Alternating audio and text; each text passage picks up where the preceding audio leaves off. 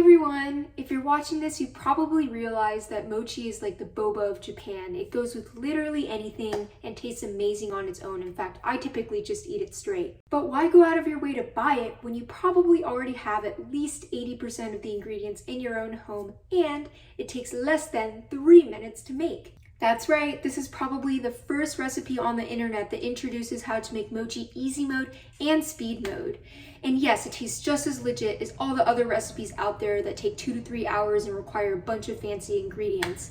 I've gotten a lot of positive feedback on this recipe and I'm so excited to share this with you all today. Let's get cooking. Ingredients, so you can see there are 5 ingredients, and the first is glutinous rice flour, which is the one ingredient you might not have on hand, but it's really easy to get. You can get it at any local Asian grocery store for really cheap. Like this was around $1.50 at 99 Ranch. You can also get it on Amazon where it's $4 per bag, which is a bit more expensive, but still loads cheaper than Mochi, which costs like 5 times as much, but in my experience makes zero difference in the quality of your mochi.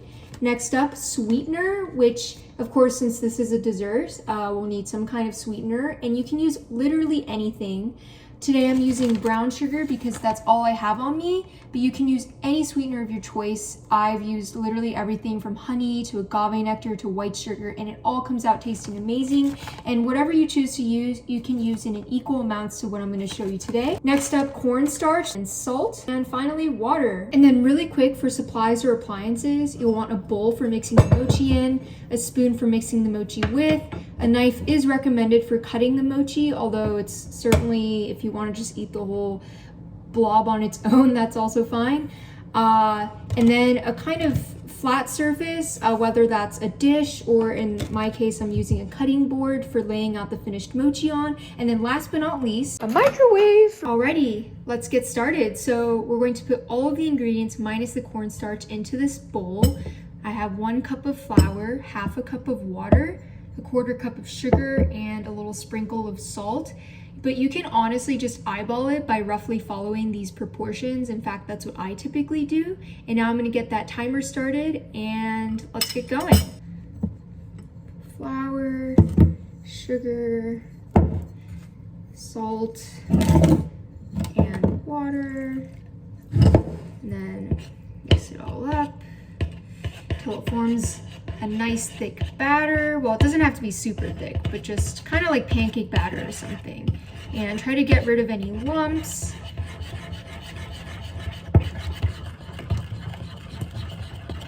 All right, you can see that the lumps are mostly gone,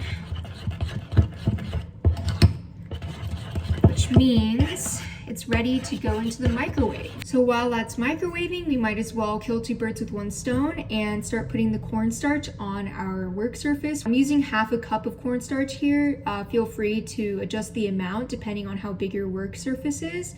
You'll just want to make sure that it covers however much of the surface the mochi will be in contact with, because again, it's very sticky. That seems pretty good and more than enough to handle the mochi with my fingers after this. And let's go check on the mochi. We can see that the mochi has started to harden, so we're going to stir it around to even it out, and then microwave it for 1 more minute. Voila! So you'll want to mix this around so that it reaches a consistent taffy-like texture. Looks pretty good already, you can kind of see. You'll want to spoon it onto the cornstarch. The mochi is very hot, so just be careful. And you can see it's kind of like Play-Doh, so I'm gonna put some more cornstarch on my hands and stretch it out.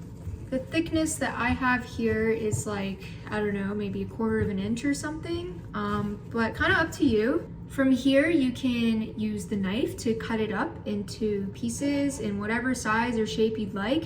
If you want it to be filled with ice cream or red bean paste or something, I recommend cutting it up into rectangles. I can try and demonstrate here, kind of like the size of your palm.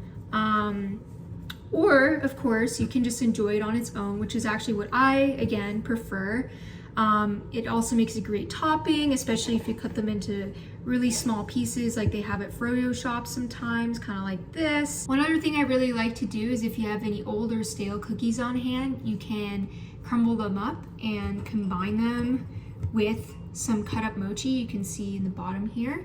The mochi adds a wonderfully chewy texture as if you're biting into a freshly baked cookie, and it's actually a delicious snack or dessert. Just kind of mixing these up together and then grab a spoon and dig in. Thank you so much for watching, and if you're feeling up to it, feel free to hit subscribe.